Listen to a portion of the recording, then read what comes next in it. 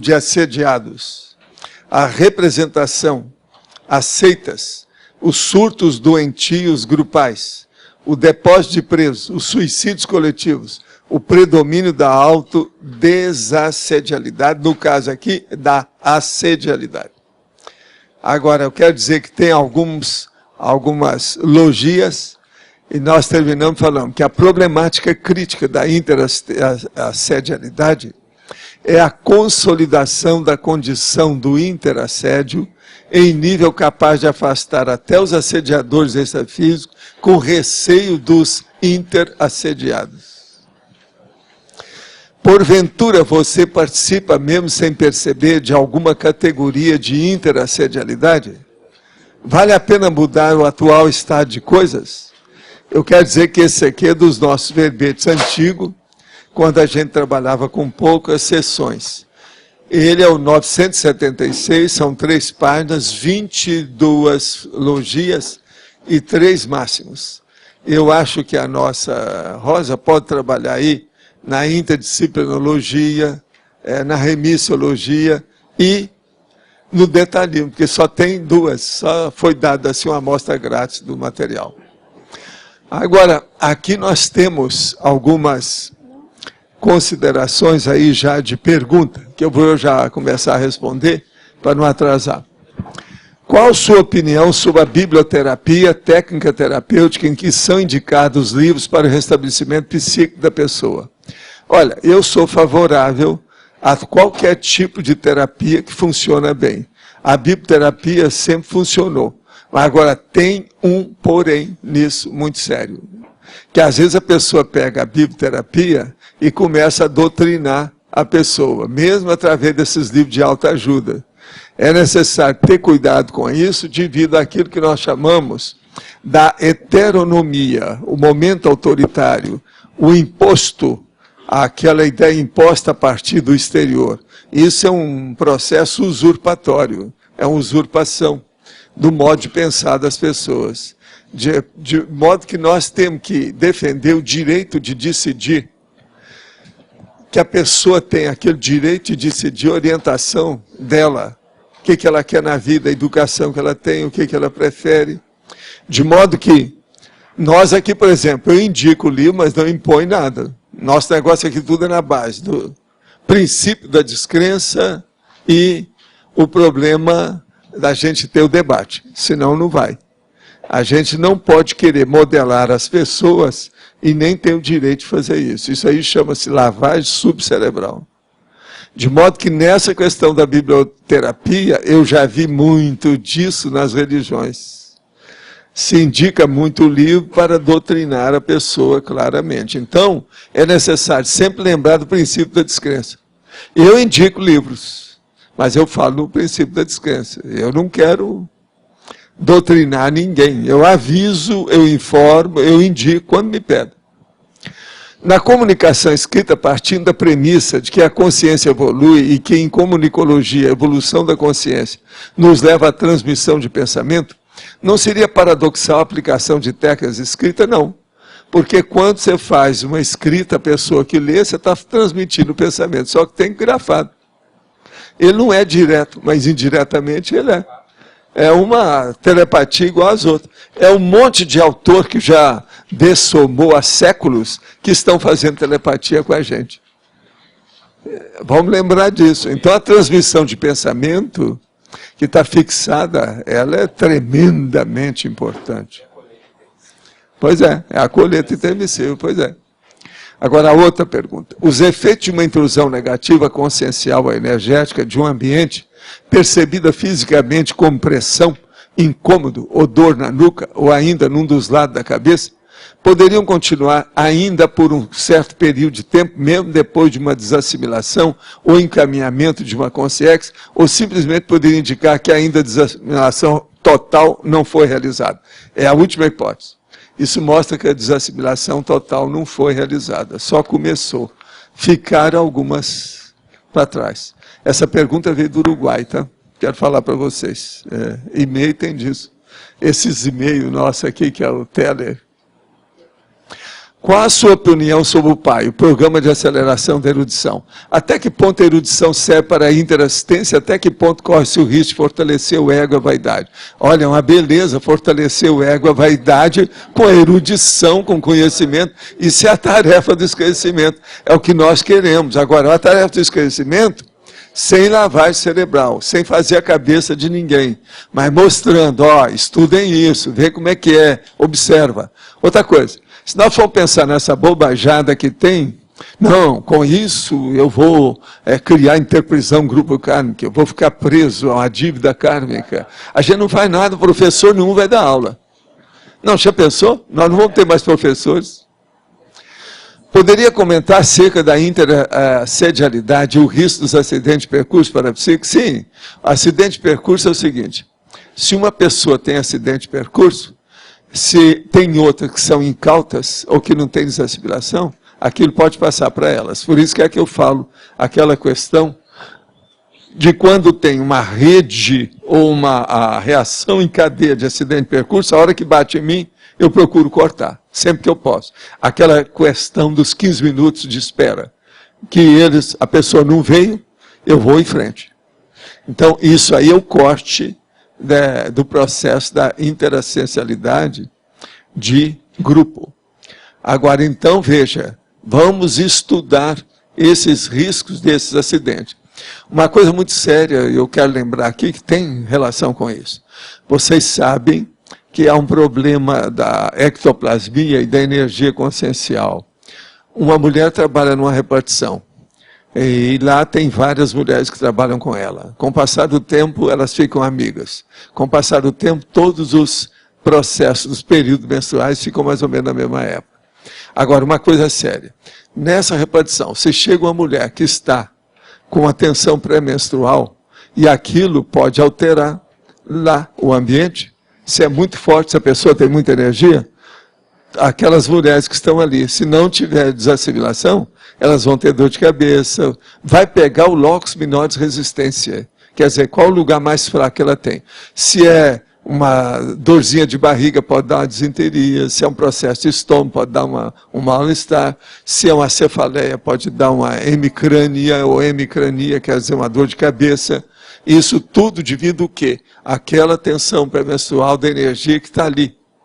Aquilo, então, envolve o processo. E as mulheres têm corpos que nós chamamos de ginossoma. São iguais. Então, aquilo pega. Então, veja, isso aí é um tipo de interassedialidade grupal.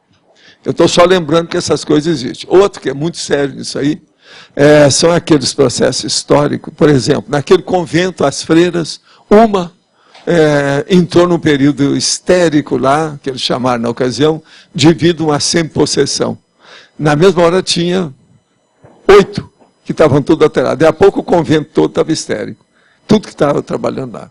Outra coisa, o meu caso lá em São Paulo, que eu estava no hotel, quando então tem lá aquele grande show, e as moças todas me chamaram, eu vi que tinha uma que estava alterada, eu cheguei lá, o Medina para mim, falou, dá um jeito, porque está todo mundo histérico, todo mundo alterado. Como é que eu fico com o show, a situação? Tudo é o problema da interassedialidade. Eu já vi isso. Eu vi isso em centro espírita, vi isso em um monte de condições. Gostaria de entender exatamente o que é assédio consciencial, quais são as suas implicações. Olha, seria bom você ler os nossos livros, porque a gente está falando nisso. Uma boa coisa seria ler o Homo Sapiens Urbanizatus, que tem uma ideia maior, né, do que é que se passa. Agora, a outra que o conscienciograma também tem muita coisa. Poderia ser generalista e afirmar que o planeta Terra vive em uma interassistencialidade grupo kármica constante, já que seus integrantes possuem rabo preso com alguma coisa? Até um certo ponto, sim. Mas, olha, isso é devido à evolução. O nosso maior rabo preso é com a subhumanidade. Pensa nisso. A maioria não pensa nisso. Se minha abordagem estiver correta, como viver em sociedade sem ser conivente e interassediado? Qual a dica? Por exemplo, uma pessoa que come carne, ela tem uma interassedialidade. Nós todos aqui, a maioria aqui estão comendo carne. É quase impossível viver hoje sem isso. Então, vamos pensar nisso. Agora, a interassedialidade começa pela desassedialidade pessoal da pessoa lúcida, consciência lúcida. Olha bem a sua, vamos dizer, incorruptibilidade cosmoética. Tenho 28 anos e meu foco atual na conscienciologia tem sido a solução das minhas principais deficiências. Para isso, procuro analisar as minhas reações, sentimentos em diversas situações. Olha, esse é o problema de nós todos aqui, não tem novidade nenhuma. Isso é da consciencioterapia, da conscienciometria, etc. Ocorre que me sinto insegura em aprofundar essa análise com receio de evocar consciência relacionada a vidas anteriores, estado patológico de consciência e energia de baixa qualidade.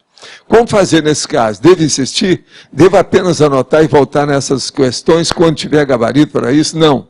Enfrente agora. Se você medrar, elas tomam conta de você. Que se você já está assim, é porque já tem algum fumaça de mocha que mexeu na cinza, deve ter uma brasa viva. Está na cara. Enfrente agora, hoje, já. Isso é que é o ideal. Agora, gente, empregada não consegue registrar o sumiço do filho. Está aqui. Cotidiano, Folha de São Paulo, do dia 24. Lembra daquilo que eu falei aqui? Que disseram que tem isso, que não sei o quê? Veja, o oficial, é o que eu falei, eu estava certo.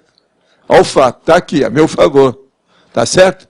Empregada não consegue registrar o sumiço do filho, que é um deficiente auditivo. Maria da Silva segura a foto do filho desaparecido, Gustavo Pascoal. Está aqui. Quem quiser ver, está aqui, que é o fato que nós falamos. O Hernandes é que pegou aí na folha. Agora, outra coisa. Relatório das visitas do site da Tertúlia, vocês sabem, nós estamos em outubro, né? E nós estamos falando aqui agora junto com o de setembro. As coisas continuam um pouquinho a mais. Todo mês aumenta um pouquinho. A média diária de visitantes fora, de março a setembro, está aqui. Agora, em setembro, foi 517 pessoas. Agora, de março a setembro, na questão aqui do total de visitantes por mês. O total do mês passado foi 15.536. Agora, tem aqui os números absolutos de visitantes únicos, dados completos, com tudo quanto é. Se alguém quiser ver, está aqui o total aí do online. Agora, interassedialidade. Eu queria falar uma coisa para vocês, que é o seguinte. Aqui a gente falou um dia sobre o processo de recesso projetivo. Esse recesso projetivo, muita gente confunde isso como sendo um assédio. Então a pessoa, às vezes, ela vem para cá, ela que fazia projeção todo dia, ela para. Porque ela começa a estudar a projetabilidade, lá no Instituto acontecia muito disso, e ela entra em recesso, ela acha que está assediada. O Instituto, a Conscienciologia, não tem nada a ver com isso. Aqui seria bom a gente lembrar determinados processos, principalmente da síndrome da insegurança, ou da perda da inocência, que é também a chamada perda da oportunidade, ou da espontaneidade amadora. Então, vamos ver se a gente entende bem isso. Uma pessoa, ou a maioria das pessoas, durante a adolescência tem projeções. Essas projeções são espontâneas, quase instintivas. Aquilo acontece quase de uma maneira assim, artística, próprio mesmo da adolescência, um problema espontâneo. Ela começa a estudar, aquilo para, por causa do recesso projetivo, porque ela começou a colocar o mental soma naquilo que não tinha antes, que era só na base de psicossoma, só na base de emoção. Então aquilo paralisa. Então é uma perda da inocência. Veja bem, é também a perda da espontaneidade amadora, porque a pessoa vai começar a ficar profissional. Então ela vai ver que a maioria daquilo que ela chamava de projeção, às vezes era sonho lúcido, um pouquinho, era onirismo, era só sonho, era imaginação, era fantasia. Agora, então, isso é a insegurança da pessoa. Agora, então, vamos entender. O recesso projetivo, ele existe para levar a pessoa dessa fase, entende? Vamos dizer, espontânea, amadora, instintiva, para um processo profissional racionalizado. Isso aí tem que pagar um pedágio. Agora, seria bom a gente lembrar desse negócio de pagar o pedágio, que é a perda da inocência e da insegurança, que dá espontaneidade amadora. Então eu vou mostrar duas anedotas para vocês.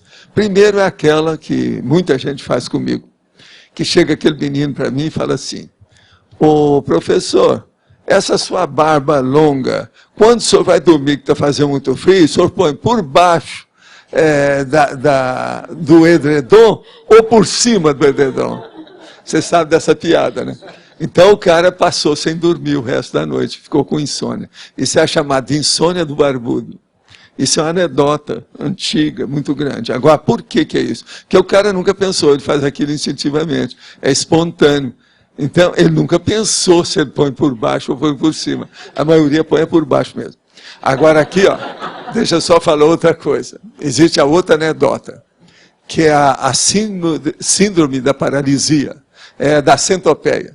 Então, por exemplo, a centopeia, eles perguntaram para ela, quando é que você movimenta uma de suas pernas? A partir disso, ela ficou inteiramente paralisada, incapaz de avançar um passo sequer. Você está entendendo? Então, essa é a chamada síndrome da paralisia, da centopeia.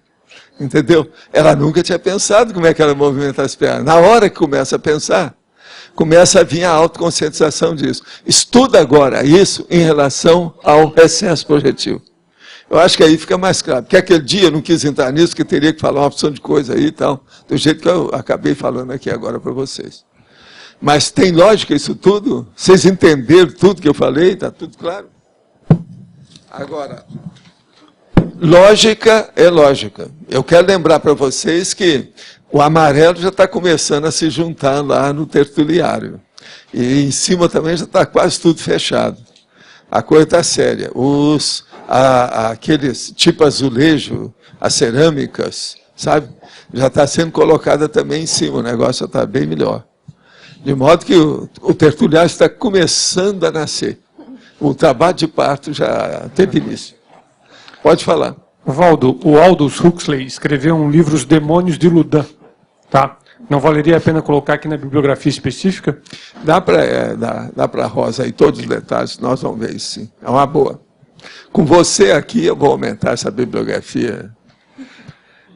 E a cinematografia também, a cinegrafia. Isso vai ser importante. Quem é que está aí com É você? Você podia comentar aqui na frase enfática sobre Sim. esse nível capaz de afastar os assediadores? O que é isso? Que padrão é esse? O nível capaz de afastar até os assediadores dessa física. O problema é o seguinte. Quando uma pessoa se junta a outras e aquilo forma um ambiente muito forte de um holopensene específico sobre determinada ideia, aquilo muda o holopensene. Por quê? O que é o holopensene? Eu já expliquei isso aí muitas vezes. Ele é egrégora. Egrégora é o seguinte, alguma coisa que bate lá, não entra. Aquilo fica, sabe, imissível e, como é que é? Refratário. Não permite que entre. Então, quando tem um assédio muito grande, por exemplo, da máfia, se você quiser entrar com um assédio diferente para assaltar um banco diferente, os mafiosos não vão querer. Você não tem nem ambiente para entrar lá. Que eles não querem sair do sistema deles. Por isso que tem gente, por exemplo, no Jogo do Bicho no Rio, eles achavam que o Jogo do Bicho era melhor organizado do que a polícia. Pois é, o crack não entra no Rio de Janeiro, só em São Paulo, veja. Entende? Então, é o ladrão que entende o outro ladrão, que perdoa o outro ladrão. Tem 100 anos de perdão, aquele negócio todo, é o ladrão. Então, veja, isso é o processo marginal da questão. Então, entre os assediadores, eles têm, vamos dizer, as províncias, as paróquias e os territórios. Então, você vai ver, os padres têm a paróquia, no Rio de Janeiro tem também paróquia, cada um tem a sua, o morro tal é do fulano, o outro é do fulano, tudo é assim. Então, há um processo geopolítico violento sustentando o holopensene baratrosférico, entende? E ali é quase que incomunicável, é difícil de ter acesso. Isso aí é um fato. Olha as favelas do Rio, como são fechadas em matéria de tudo. Eu sei porque eu trabalhei em favela, na época que não havia tanto narcotraficante. Já era difícil. Como é que fica? Agora, aqui eu tinha entendido assim, que eles, essa condição de afastar os assediadores extrafísicos. Não, é Aí, físico e extrapolando, extrafísico. no caso- Agora, vamos começar primeiro pelos intrafísicos. Por exemplo, você quer maior assediador do que um ditador? E esse todo mundo vê. Por exemplo, você quer assediador maior do que esse Chaves? Ele agora foi apelar para a Rússia para poder mexer aqui na nossa casa, aqui embaixo, na América Latina. Você quer maior assediador do que esse Bush? Agora, gente, eu estava olhando o Bush falar agora. E vocês sabem, eu li muita revista na minha vida, muito gibi, muita coisa na vida. Então, nós temos aí até uma coleção da revista Mad. Você sabe, alguém já leu? Gente, aquele cara é um profeta. Quem criou o Mad é um profeta. Seria bom rever aquelas revistas todas, que nós vamos ver o Bush lá, com tudo que ele está fazendo. Até ele aparece. Não, é a cara dele.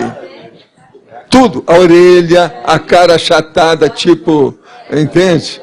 Cabeça chata, o cabelinho, a coisa toda aqui, o rosto triangular.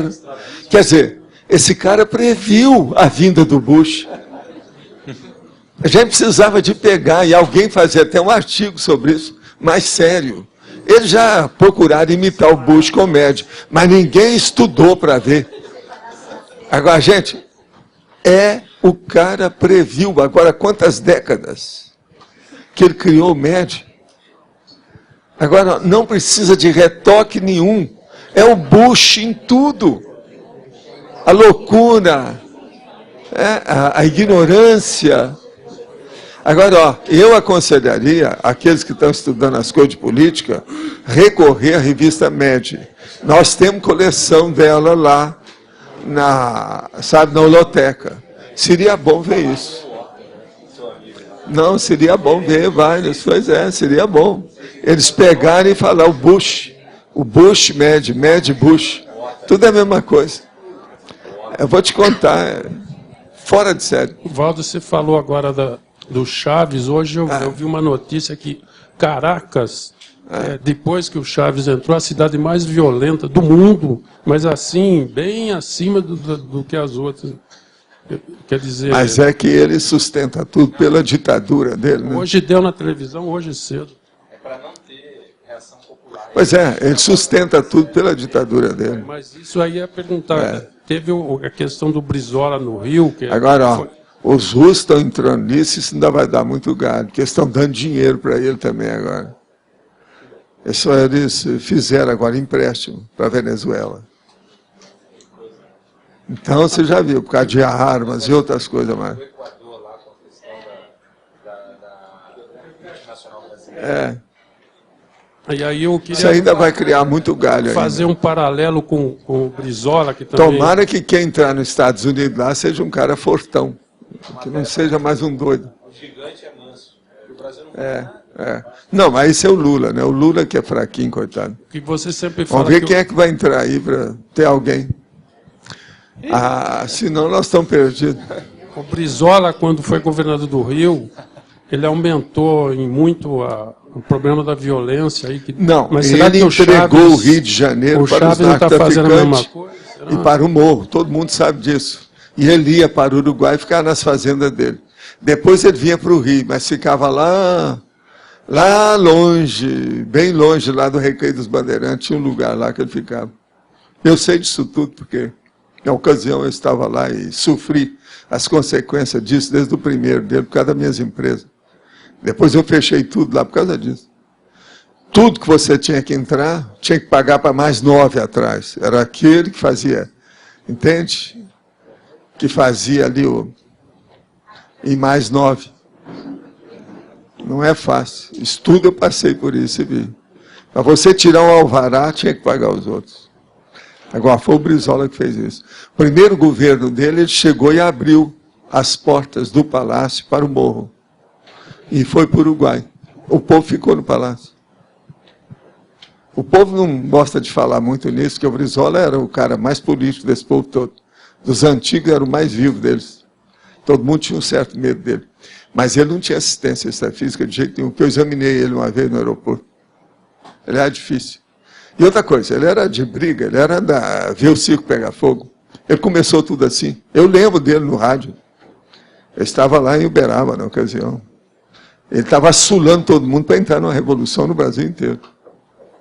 A ocasião, o negócio foi esse. Tudo nasceu da conversa dele pelo rádio. Sim. Na página 6, no Caracterologia, no item 1, líder, a liderança mesmo contra a vontade.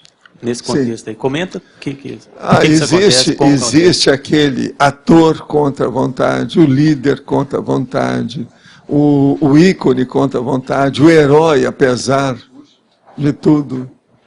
Existe isso. Então são pessoas que são levadas a determinada coisa, sendo que elas não gostam daquilo, elas não se dão bem. O Lula, por exemplo, ele gosta de mostrar, exibicionismo, mas ele não gosta de ler. Ele não frequenta o processo do executivo. Ele quer mais aparecer, mas ele não é executivo. Então ele é presidente, apesar de. Isso aí tem vários nomes para isso. Agora, o Bush, ele também não gosta do processo de estudar as coisas, ele quer guerrear. Tudo dele é levar para a guerra. Todo o dinheiro que ele gastou, você sabe que ele gastou 3 trilhões, né? Se não tivesse gasto, não teria nada desse processo aí. Eles iam socorrer na hora, ia ter mais dinheiro e tal. E outra coisa, só esse dinheiro, lembra que eu falei que isso era pouco? Falei isso aqui há muito tempo. Agora já passar para 800, vocês viram? Não é mais. É 800 bilhões. E isso aí não adianta. Já tem gente que está falando num trilhão. Mas mesmo assim, ninguém sabe para onde vai isso ainda, não. A situação é de stand-by. Olho vivo. Cavalo não desce escada. Você acha que deveria ser feito o quê? Realmente fazer esse socorro ou não? Do jeito que está aí, eu não posso te falar, não. Eu precisar de ver alguns relatórios ou fazer algumas perguntas para quem entende. Como é difícil, eu não posso dar palpite nisso aqui à distância. Tudo seria palpite. Mas dar uma opinião sensata, séria, oportuna, eu preciso ter mais dados. Valdo. Para mim, o buraco é bem mais embaixo, é o dobro disso que estão falando aí, para começar. Se o furo é esse, aí precisa de mais de 1 trilhão, possivelmente 1,5 trilhão, mas isso não resolve. Isso é só para tapar o buraco de dente, para a pessoa poder comer ainda alguma coisa. Mas do ponto de vista da aprendizagem, ou de regular realmente isso de maneira correta, muita gente defende que não deveria ter intervenção do Estado e deixar a coisa estourar. Se não tiver, vai afundar tudo. Mas aí afunda o mundo inteiro, vai ser pior. Eu acho que aí agora é o processo do paliativo, às vezes, é preferível do que deixar o doente caminhar sem medicação. Às vezes é bom paliativo. No caso aí, às vezes, é bom até o pseudo-pílula, em certas coisas. Placebo. Tem certa coisa que não tem saída. Gente, é feito dominar, mas isso já existe. Agora, eu tinha falado disso há muito tempo, nós estamos esperando essa bolha estourar. Eu falei assim, a próxima vai ser o creche. Isso aí é o creche. O de hoje, eu vou repetir o que eu já falei aqui, é muito pior do que o 929. Só que agora tem mais gente, mais dinheiro, e eles estão preparados para isso. O estouro já não dá tanto estilhaço negativo do jeito que dava. Os estilhaços são muito maiores, mas já há muito mais barricada para enfrentar. Entendeu como é que é? Então não aparece tanto. E outra coisa, o mundo está muito mais rico, né? Conectado, né, Valdo? Com mais riqueza, você aguenta mais prejuízo. Quanto mais riqueza você tem, mais prejuízo você pode mandar, que a gente aguenta. Entendeu? Valdo, eles fizeram uma comparação com Roosevelt. Não, o Roosevelt era o melhor. Pois é, porque ele conseguiu liderar. Não tem líder. Os Estados Unidos não tem, mas eleger esse cara e reeleger o cara, lá não tem liderança. Também que quem vai depois fazer a sucessão. Não, quem entrar aí agora está no buraco. Não tem nenhum grande líder nos Estados Unidos atualmente. Não há Roosevelt mais. Não tem jeito. Agora, veja, precisava de entrar talvez um judeu desses bons de cabeça dos Estados Unidos para entrar nisso. Eu joguei energia lá em cima deles. Pelo meu caso da Cábala, às vezes é um negócio que funciona. Está entendendo? Vê se aparece um que é desconhecido no meio dos judeus para ele assumir alguma coisa. Porque, afinal de contas, Estados Unidos, Israel é a casa deles. E está mexendo agora no ouro. O ouro é deles. Valdo, o vice do Obama não é judeu? Hein? O vice do Obama. Sei, mas precisava de vir uma pessoa que senta e fala, todo mundo cala. Entendeu? Falou, a água parou, a chuva para, tudo para. Lá não tem isso, está faltando essa liderança. Está faltando no mundo, né? Não existe isso. Saiu até na Veja, agora dessa semana, justamente uma matéria falando da ausência de liderança. Você atribui isso a quê? É a questão da Reubex, as conversas? É o problema, porque tá uma ausência não, é o problema da né? negligência e indiferença total quanto à política. Os americanos, mundo, igual né? os brasileiros, nós estamos contra isso. Ou quase o mundo todo, não é todo mundo. Na China não é assim. Mas está entendendo? O problema é a indiferença com o processo político. Por que é que eu vivo falando aqui para vocês, de vez em quando divide uns aqui, para politizar mais a cabeça de todo mundo que está aqui? Os brasileiros estão muito despolitizados. Agora veja, mesmo politizando, já é um problema. Olha a Argentina, é muito politizada, olha lá o que dá. Está tudo buraco. Então é preciso de politizar e elevar o nível. Fazer o povo estudar, entendeu? Ter debate, jornal de debate. Está faltando um jornal de debate aí. Mas, por exemplo, onde é que estão... Agora, o que sai é sempre alguma coisa assim do negativo, tudo para a esquerda, essa bobajada toda. Está a academia, a universidade tudo na esquerda, está o Carlos Amigos na esquerda, são as coisas assim. Aqueles que falam muito, tudo é da esquerda. Quer dizer, isso não resolve, isso tudo é besteira. Esquerda e direita já era. O que interessa é ver a sobrevivência geral. Boa. Isso é que está faltando. Mas eu pergunto assim, por exemplo, no passado tiveram vários exemplos de liderança. Esse povo, cadê? Diluiu? O que houve? Que agora é muito mais difícil. Você tem que ver que as conselhas estão aí dominando tudo. O problema de tóxico, essa situação toda. Por exemplo, o Rio de Janeiro hoje, ele é mais dirigido, em primeiro lugar, pelos narcotraficantes. Em segundo, parece são as milícias. Em terceiro, são os policiais que não são nem do governo, nem das milícias e nem dos narcotraficantes. Então, eles criaram um terceiro poder. E quarto é o quarto poder, que é o institucional. Agora, aquele nosso amigo é o da Alerj, esse que é o governador. Ele, você sabe, é só ler o Hélio Fernandes, você vai ver a história dele, a autobiografia, a biografia dele. Então, não tem jeito, é o Rio de Janeiro. Agora, veja, o Rio de Janeiro, sendo dominado, aqueles núcleos que tem, os enclaves, o Rio de Janeiro está loteado com enclaves de marginalidade. Aqui eu não entro, ali é o fulano que entra, aqui é o fulano, igualzinho narcotraficante. O governador está ficando cada vez mais exprimido num determinado canto, e não faz nada. A verdade é essa. Agora, veja, criaram a polícia que não pagam bem os policiais, eles também já criaram a força deles. Então, veja, narcotraficante, milícia, policiais, governo. São 3 governos paralelos, 3-1. Vergonha. Agora, o Brasil nunca passou por isso. Para onde vai isso? Volto.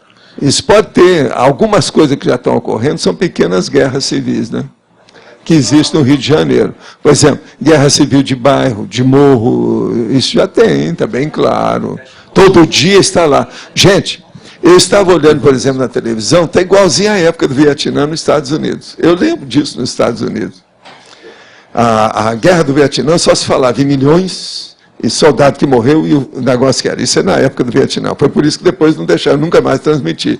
E foi aí que veio a derrota dos Estados Unidos, que aquilo ficou no mundo inteiro, que foi um fracasso total desde o Vietnã. Que eles fracassaram, eles erraram, perderam a guerra. Isso, eles não gostam de falar, ninguém aí gosta de falar, mas é a verdade, tudo isso. Então vinha gente morto todo dia. Agora veja, você pega hoje a televisão, era assim até alguns meses, ou até um ano aí para trás, o caso todo era o seguinte, veja bem, era só Iraque. Então aparecia o povo. Morreram tanto. 70 feridos, 6 mortos. 70 mortos, 140 feridos. Isso todo dia. Ainda tem. Mas agora não. Agora é o Rio de Janeiro. Morreu tanto. Tantos policiais. Você vê o policial subir no morro, o outro com a metralhadora. Mas isso é todo dia. Então, veja, já chegou para o Brasil. Já não é mais Iraque. Já não é mais Vietnã. Brasil. É o Rio de Janeiro. Está ali. Agora, ó, daqui a pouco vai ser São Paulo, Porto Alegre. Como é que fica? Onde é que está o governo? Agora, vê, tudo porque o governo de Brasília é fraco. Se falta liderança em Brasília, a liderança lá é apenas populista, para fazer média com o povão, que é a massa humana impensante. Soltar dinheiro, acalmar todo mundo e ficar por isso. Então, veja, não há um processo de conscientização de nada. A educação foi jogada no buraco. Está todo mundo estudando, um monte de gente, tem muito mais gente estudando entre aspas, do jeito que tinha antigamente. Mas ninguém sabe nada, ninguém sabe uma carta, ninguém lê direito, ninguém está nada. Está aí, fizeram os exames agora, comprovaram isso tudo. O Brasil está na rabeira do processo da educação, junto com alguns países da África. Presta atenção. Piorou tudo. O Brasil não era assim, não. Então, Valdo, eu queria falar justamente dessa época anterior aí, porque teve uma época da UDN, do PSD, que havia uma oposição que era uma oposição implacável, mas que não tinha o rabo preso no sentido assim, de fazer a crítica. Não, e quando aparecia, eles liquidavam com a coisa Olha errada. só aquele nosso amigo que tirou a fotografia de cueca. Ele perdeu o mandato no Rio de Janeiro. Acabou. Olha só o que aconteceu com o Benedito Valadares, com a sujeirada dele. Ele virou piada nacional, acabaram com ele, uma opção de coisa. E tem um lance... Agora, veja, hoje, se for fazer isso, tem quanto? Tem 1.000. Outra coisa, são 22% da maioria dos candidatos a essa eleição, tudo tem BO. Alguns já tiveram na cadeia. Ficha suja. Como é que fica? Agora, Valdo, então assim... Essa questão, a esquerda, no caso, a oposição, com o rabo preso, a gente achava que era assim, não, quando a esquerda tomar conta, a direita vai, vai acabar com isso. Hoje em dia, a direita, por exemplo, está com o rabo preso também, estava com o rabo preso na época, não conseguiu fazer... Agora tudo tem maracutaia atrás. Na questão do mensalão, por exemplo, foi uma vergonha. O PT entrou nessa. No Brasil, o processo é do PT. Eles entraram com dinheiro, fizeram a armação com os bancos, arranjaram muito dinheiro através desses outros bancos que tem aí, que chama seguradora, processo de dinheiro disso e daquilo. Resseguros, né? Então, tem outros nomes aí de... todas essas firmas de processo de finanças. Fizeram, então, maracutaia com isso tudo. Então, a hora que soltou o dinheiro para todo mundo, e todo mundo está preso, ninguém pode falar mais nada, todo mundo está com o rabo preso. Essa é que é a verdade. E aqueles que ficam, que ainda estavam, que era reserva moral, eles arranjam, inventam as coisas, grampeiam o cara, faz o diabo. E acaba. Essa é a realidade nossa, que nós estamos aí. Agora, veja, as Conselhos já estão começando a aparecer na liderança. Lá no Rio de Janeiro, estão mandando as tropas todas para que não faça pressão em cima dos camaradas, para votar só na turma dos narcotraficantes. Que eles todos têm candidato. Uma outra coisa, vocês sabem que não pode levar nada que tire fotografia na Câmara de voto, né? Não pode, porque senão você marca o negócio. Você não pode entrar lá com nenhuma coisa que tire fotografia. Está aí, é regra agora deles. Então você veja, até isso nunca aconteceu, um nível desse. Já pensou? Hoje é um monte desses celulares que tiram foto. Como é que vai ser? Você acha que isso vai ser bem feito? Como é que vai? Agora, Valdo, aquela questão, por exemplo, do Valfrido, né, que a origem do mensalão estava lá no PSDB, lá atrás, e por isso o PSDB não conseguiu tirar o Lula, e ficou aquela vergonha, todo mundo amarrado, ninguém entendia por que depois daquele escândalo ninguém conseguia cair, ninguém saía. Tem culpa do cartório. Eles acharam que ele não ia se reeleger, não fizeram impeachment onde tinha que fazer, acabou se reelegendo e está tudo do mesmo jeito. Você acha que daí que vem essa amência política atual? Não, a coisa vem de trás, né? Os processos é da época do Collor, etc. O negócio é por ali. Essa indiferença política. Muita coisa também é devido à Redentora, né? A Redentora. Sabe o que é a Redentora? Revolução de 64. Essa revolução acabou com certas gerações de políticos, a situação toda. Muita coisa foi por água abaixo. Professor Valdo. Isso aí piorou. Só para reforçar, a orientação, a ordem de não levar fotografia à máquina, porque no Rio de Janeiro, foram denunciado que os clubes do tráfico iam tirar a prova do para ele negócio. votar, para tirar foto. E tirar eles foto. votaram para eu sei. garantia... Agora, vê, tudo é o narcotraficante. Agora é o que eu falo. Os narcotraficantes estão mandando mais no Rio de Janeiro do que todo mundo. Uhum. O maior poder está com eles agora. Eles tinham que provar. É seríssimo isso. Essa questão que você falou da politização, na Argentina não deu certo, talvez foi focada no populismo, sei lá, talvez isso. Não, e eles colocaram mulher lá, o negócio todo foi Evita Peron, com os negócios todos que deu para trás. Pois as mulheres todas que entraram, a Evita, gente, era prostituta. E a origem do Peron... Agora, a prostituta mandar no país é uma coisa terrível. Eu lembro, eu estive lá na Itália, na Argentina, eu sei disso. O Peron era considerado, ele apoiou o nazismo. Mas, ao mesmo tempo, falavam que era... Por isso que esse negócio de esquerda e direita, uns falavam que era direita... Ele queria ficar na frente e queria nadar em dinheiro para poder dominar. O negócio do Peron é esse. Outra coisa, ele tinha a cabeça pequena, né? Ele não tinha muita inteligência. A Evita Peron é muito mais inteligente, muito mais comunicativa do que ele. Foi ela que colocou o Peron para frente. Essa que foi a verdade. Mas essa politização... A Evita era um senhor charme, entende? A politização... Força presencial, inteligente. É uma senhora prostituta. Então, todas Agora, veja, a maioria dessas são, né? Parece que entrou uma outra lá na França, eu não sei como é que ela é.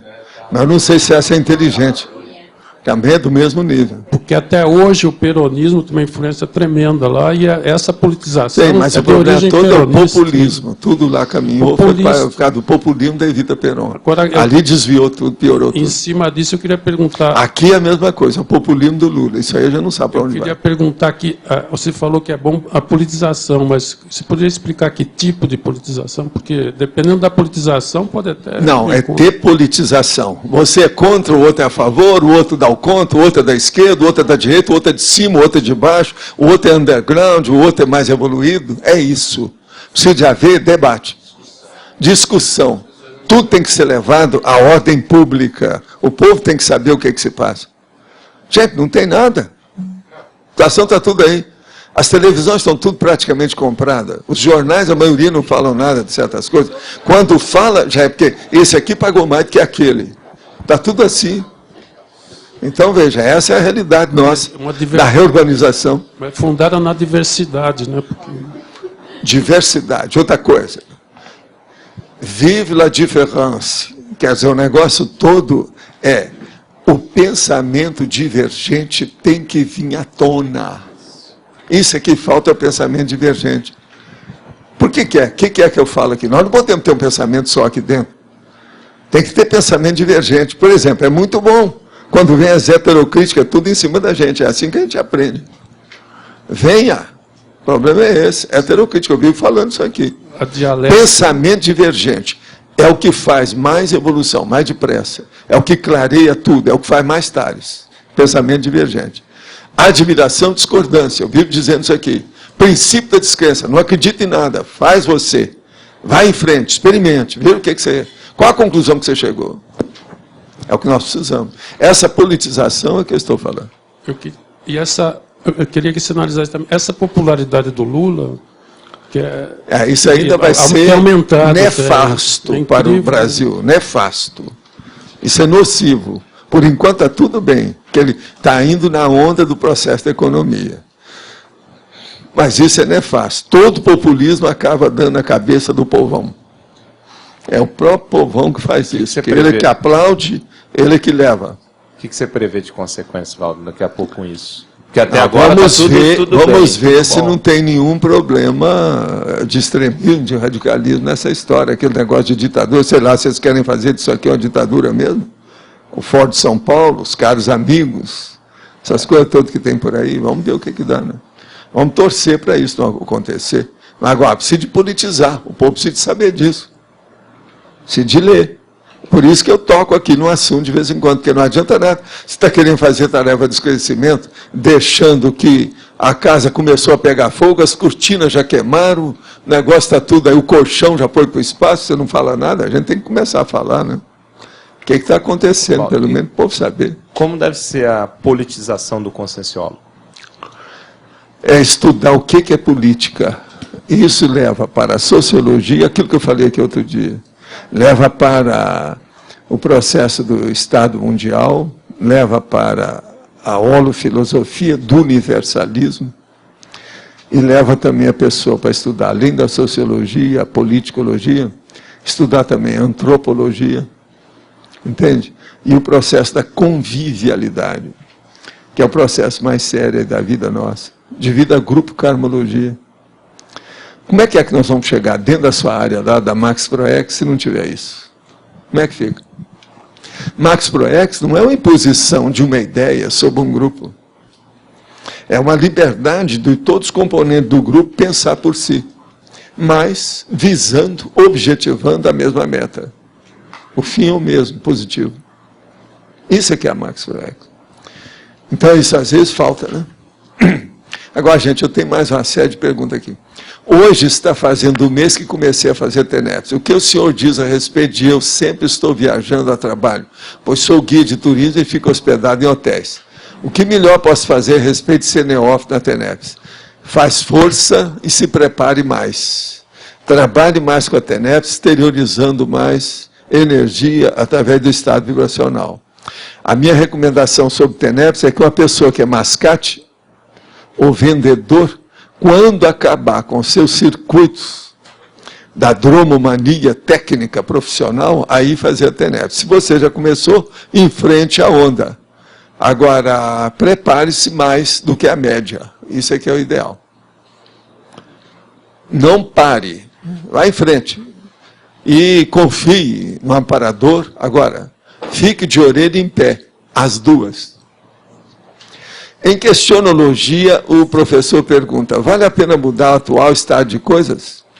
O professor pergunta isso devido ao fato de muitas vezes a situação ser conveniente de alguma forma para a pessoa, é óbvio. Devido à complexidade de mudar certas situações, também. Mas a coisa mais séria, porque a pessoa às vezes está com o rabo preso, tem culpa do cartório, ela está inerte, ela está imóvel, ela não pode mover, ela está paralisada ou paralítica.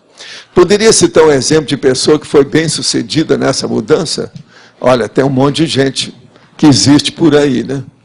O problema todo é o seguinte, são aquelas pessoas que são max dissidente.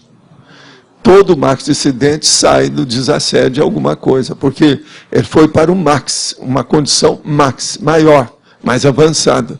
Então, estuda o que é a max dissidência que você vai ver. Onde é que teve max dissidência? Aí você vai encontrar uma série dessas personalidades que saíram bem. Podemos afirmar que a conscienciologia é embasada numa linha filosófica do tipo platônica e maêutica socrática? Não. Tem nada disso, pelo contrário. Nós somos mais como é que eu chamo lá? Sofistas. Porque os sofistas que eram os professores itinerantes. Nós somos mais do sofista itinerante. Agora, o problema socrático, da maêutica, nós não somos da maêutica. Nós somos mais do princípio da descrença, que nem o Sócrates usou bem. E outra coisa, não somos platônicos, porque nós estamos com teoria e prática, é a teática. O que é a OIC? O que ela faz? A parte prática do processo de assistência, com a coisa toda que tem. O que é a Evolucim? Olha a parte prática. O que o Instituto faz? O que é os cursos de itinerância, a docência? Tudo é baseado nisso. Não é bem assim. Agora, nós somos mais sofistas do ponto de vista da pedagogia. Isso é verdade. O debate, sim, aí entra, mas não é maêutica. Eu, às vezes, faço aqui alguma coisa que parece a maêutica, a hora que a gente ri da pessoa, porque nós não estamos falando o nome dela. Mas na maêutica, a pessoa está na sua frente. É com ela. Entendeu como é que é? Pois é, mas agora o nosso aqui até às vezes é mais brabo, mas é mais esclarecedor e não é, vamos dizer, anticosmoético. Até que ponto que a maêutica socrática era anticosmoética? Ele era. Vamos pensar bem nisso. Pois é. Ele manipulava a pessoa e colocava a pessoa num porco danado, ou na porcada, total, lá pelas tantas. Nós aqui não, a gente ri da pessoa, ela ri junto com a gente. Depois ela manda outra na mensagem dizendo, eu também ri muito aí da história. Então, isso é diferente. Então, veja, outra coisa. Nós não usamos aqui aquela técnica britânica do Sócrates. Vê se me entende. Sócrates era britânico muito antes da Inglaterra. Você sabe. E ele era carioca também muito antes. Você sabe disso. Agora, veja.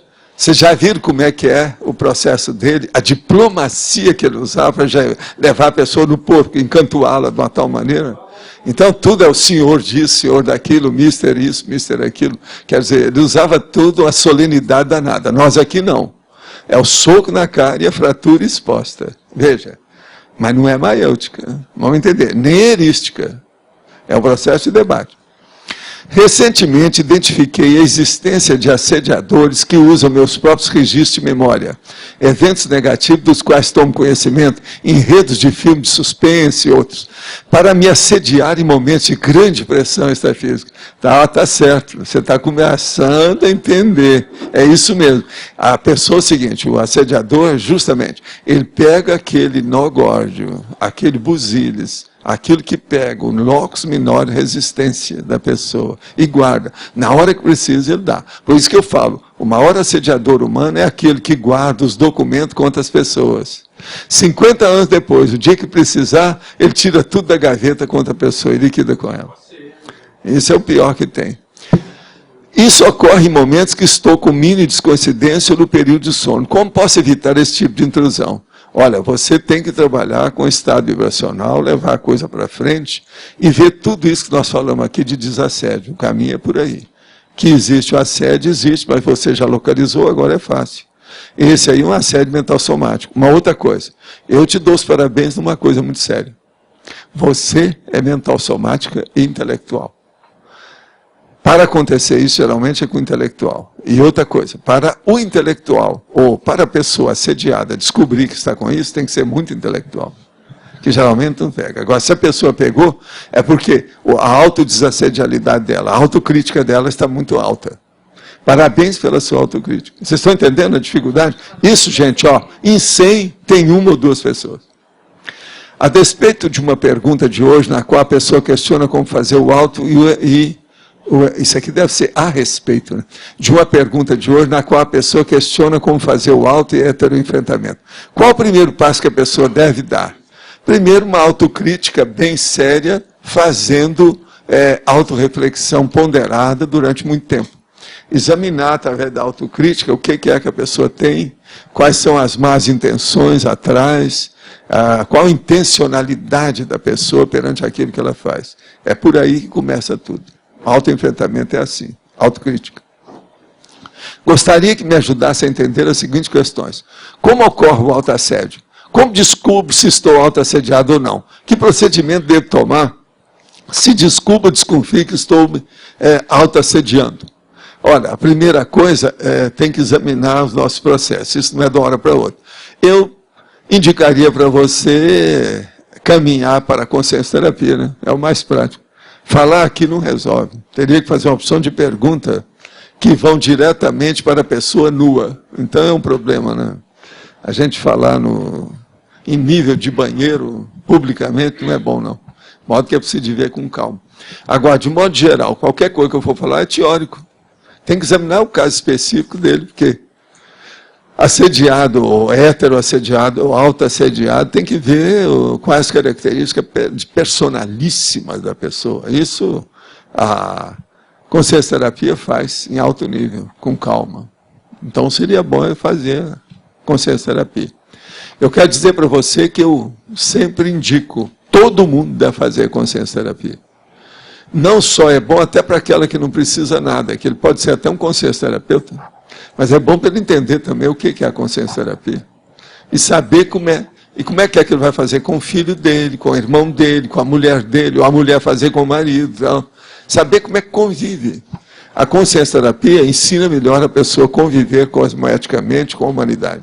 E a para-humanidade. De modo que ajuda muito. Na página 6, na hominologia, o segundo item está Homo sapiens cons rel. Deveria de ser Homo sapiens Reurbanizados? Não, é Consréu. Consréu mesmo? Consréu. Eu tenho isso em vários aí. Não é reurbanizado, não. Escuta, hominologia. Qual é o elenco que eu estou pondo aqui? A Consréu está no meio disso tudo, está cheio delas. Eu estou acabando de falar isso aí antes. Não é reurbanizado. O reurbanizados vai entrar no verbete que eu posso escrever, que é a interdesassedialidade. Aí seria o reurbanizado. O que tu achas? Em cima do lance? Foi para o escambau? Então está tudo bem. Bom, pode falar. No item argumentologia, na página 6, aliás, lá embaixo, em assistência, o último parágrafo. Assistência. No contexto da interassistenciologia, em geral, as consciências submissas à interassedialidade, bloqueadas pela intencionalidade patológica, não permitem o amparo extrafísico de função relativo ao cargo público e ao exercício e desenvolvimento da gestão. É o caso do Brizola que eu falei. Ao fim, quem perde também é o povo da Robex ou a massa humana impensante, que é o que ele tentava ajudar e que dá tudo para trás. Você podia falar um pouco sobre... Veja bem, a massa humana impensante lá no Rio, a hora que ele deixou os narcotraficantes tomar conta do Rio de Janeiro, olha o que acontece. Eles matam gente lá todo dia, está igualzinho o Iraque. O Brasil está matando jovem do jeito que era. Lá no Iraque, todo dia morre um monte. É isso aí. Você podia falar um pouco sobre amparalidade, o que permite a pessoa ter amparo, além da intenção e tal? Não, é o amparo extrafísico. Se a pessoa não permite, não tem amparador, né? Tem guia cego, tem assediador, tem consenec, que são as consex energívoras. Enfim, são consciências que não são convenientes, né? Aquilo que a gente podia chamar companhias inconvenientes. São essas que a gente tem que evitar. E é que às vezes é que acaba predominando. No caso, entende?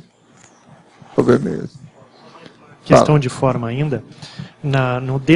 No detalhismo, eu sugiro acrescentar na interdisciplinologia a intencionologia. Tá. Ô, Rosa, olha aí. Esse aí está bem em cima. Esse aí pode colocar mais 4 aí. E também uma sugestão, né, de acrescentar sindromologia e colocar a síndrome do justiceiro. A síndrome do justiceiro, isso aí você põe, a gente vai estudar, mas isso aí é negativo. Se diz com calma. Síndrome do justiceiro é coisa do narcotraficante. É o que mata. Não pagou, mata. O problema maior do Brasil hoje é débito. Débito de 500 pratas, R$1.000, R$800. A pessoa fica devendo, eles vão lá e matam a pessoa. Talvez seja o maior problema nosso, é a mini dívida. O que vocês acham? Mini dívida. 20 pratas, o cara vai lá e mata o outro. Tem um monte de gente, jornal todo dia tem isso. Agora, matar o outro por causa de R$50... E vocês sabem, eles querem matar. O narcotraficante, esse povo de marginais, eles querem matar, porque essa é a política da máfia, né? A máfia que criou isso. O devedor morre.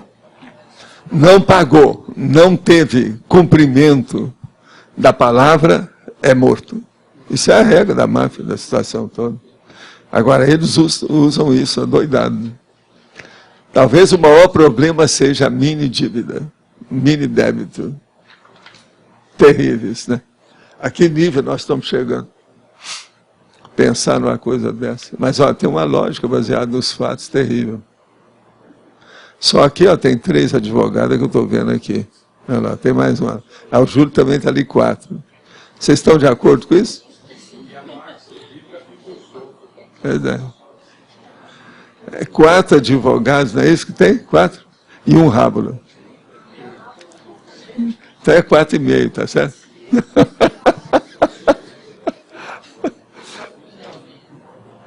Quatro e meio. Vamos nessa.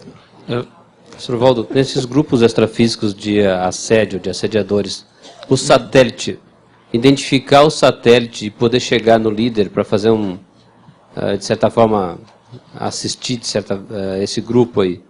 Existe alguma estratégia maior para isso, que você possa através do satélite, chegar ao líder? Você não precisa se preocupar com o satélite. Tudo que você começar a fazer assistência, você vai primeiro a trabalhar com o satélite. O chefe está sempre atrás das portas, no escuro. Só aparece no fim, é o peixe grande. Você só vai ter piabinha. De modo que não se preocupe que as piabinhas é que estão aí. Agora, aquele crocodilo de boca de 2 metros, só aparece no fim. Aquele que sai que você sabe, em tese, o crocodilo não pode nadar no mar, mas conforme a situação ele sai e passa uma temporada fora. Né? Existe até um filme sobre isso, um negócio sobre lago, o enigma do lago, não sei o que é o negócio. Que tinha uma mulher, depois que o crocodilo chegou a comer o marido dela, engoliu tudo e ela continuava dando comida para ele, porque ele é o máximo, o crocodilo. E o marido tinha morrido. Não, a conclusão é que ela não gostava do marido. Agora, foi um custo para os técnicos descobrir que era um crocodilo no lago, até chegar na mulher que morava lá. E era só ela que morava. E o crocodilo sempre ia lá para pegar. Então ela pegava um bezerro inteiro, tampava o olho do bezerro e levava o crocodilo, chegava e pegava e levava. Está no filme, tem um filme. O negócio não é fácil, de modo que é o problema do crocodilo e o mega assediador é perfeito.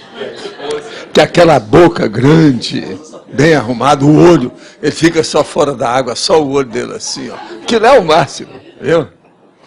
Ele ganha, por exemplo, dos tius, desse povo todo, que é o tio que fica. Ganha da siricata, entende? Que fica em pé. E olha, ele é muito mais vivo. Agora veja, a turma de submarino da tecnologia descobriu o processo do periscópio através dos olhos do crocodilo. Tá certo? Se não foi, se não é bien trovato. Está entendendo? Mas deve ter inspirado, né? Alguma coisa. O negócio é terrível, é um telescópio. De modo que assediador é isso. O processo é mais de piabinha. Sim. Nessa questão da hominologia lá, eu queria retornar. Eu não entendi por que é cons réu e não reubanizados. Não. Escuta. Porque esse tema central é o quê? Nosográfico. O tema, o título é o quê? Nosográfico. Interassedialidade. Tá. O que você quer? Dentro da grupo Karmologia, quais são as consciências mais problemáticas que nós temos hoje? Pois é. Mas a questão, depois você explica, eu quero questionar ali. Porque o nome, o Homo sapiens reubanizato, é sinônimo de cons réus. Por que eu não entendi isso? Então, mas tem cons réus. Porque o nome em latim que foi colocado, o Jaime não está aí para esclarecer, mas a ideia era que Homo sapiens reurbanizado. O que é cons réus? Consciência reurbanizada. Para mim não tem lógica colocar cons réu. Tem, é cons réu. Consciência reurbanizada. Por quê? A maioria foi tirado do inferno e trazido para cá. Mas uns não, aqueles que eram muito bravos, levaram para outro planeta, não estão aqui. Mas os que ficaram aqui são esses que estão bravos aí. Agora, são negativos, sim. Eu explico isso. Vocês não leram bem o reurbanizado? O que tem? Sim, mas qual o problema? Olha lá. Consciência transmigada e ressomada. Está lá bem claro. Olha lá, o número 2. Pois é. Olha lá, vocês dois estão falando. Olha lá. Consciência ressomada. Homo sapiens urbanizado, 20% serenão. Agora, vê, está cheio de gente negativa no meio. Somos nós. Só eu. O que há? Vamos honrar a nossa posição, que é isso? O que é que está ilógico? O quê? Ele não entendeu. Quem é que entendeu aí para explicar? Pois é. Quem é que não entendeu para explicar para os caras que não entenderam? Tem alguém que entendeu? Vem cá, Alexandre, pega aí o microfone. Por favor. É bom que outros vão falar, porque foi eu que escrevi de um lado do outro. Né? Vamos ver, briga aí com ele, aí, mostra a situação. Nada de maiêutica, vai direto ao sinal. Fábio, eu fiz essa mesma questão anteriormente, né? E o que você falou Gente, foi o seguinte... eu quero só lembrar uma coisa pior do que isso. Tem outros verbetes que eu já escrevi com os réus há muito tempo que estão lá, tá? Vou só lembrar, não é só isso. Você explicou o seguinte, não é reurbanizados, pois a Conselho ainda não foi reurbanizada. Não. Escuta, não é isso. Ih, ele não leu o livro. Agora, você entendeu? Você está de acordo com isso? Então explica você para ele agora. Faz favor. É assim que a gente faz debate. Aqui, debate é isso. Faz favor, explica. Eles estavam juntos, um agora já está contra. Então um explica para o outro. Mas, Valdo, o que aqui, então, explica aí. Valdo, a questão que ele levantou foi a mesma que eu levantei no início, de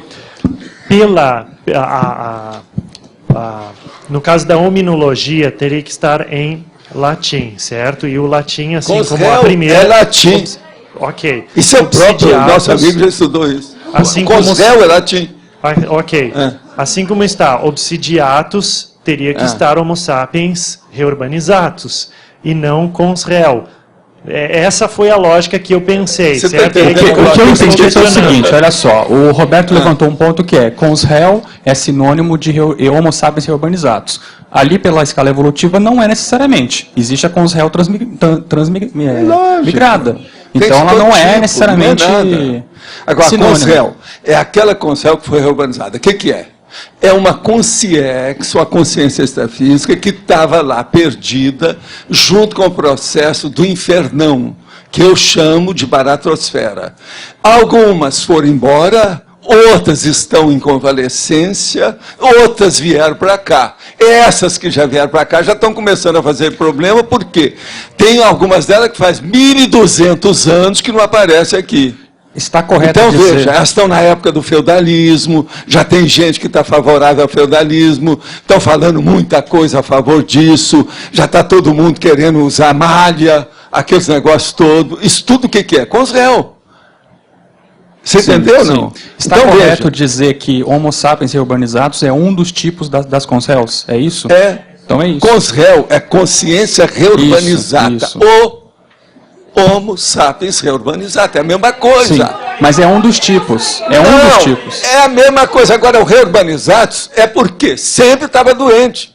Sim. Vocês são bobos? Eles não leram o livro lá. Vocês não leram o livro.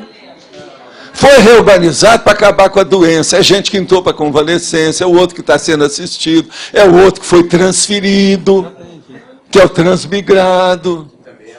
É um que tipo, é? É um tipo outra de coisa, muitos de vocês estavam nessa. Qual é o problema?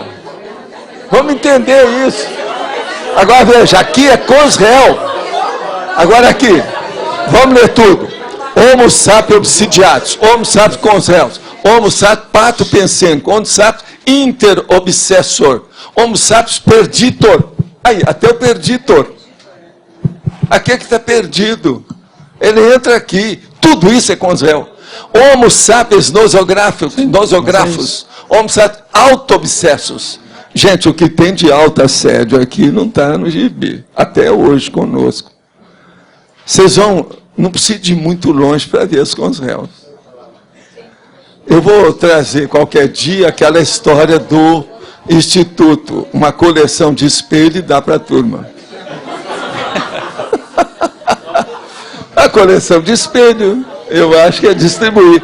Vai ter o dia do espelho, o dia da espelhinho. Vou dar um espelhinho para todo mundo aqui. Deixa eu... Pois é. Deixa eu colocar um outro argumento. É bom esclarecer mais? Não esclareceu. O argumento dele não esclareceu para mim. Só para esclarecer.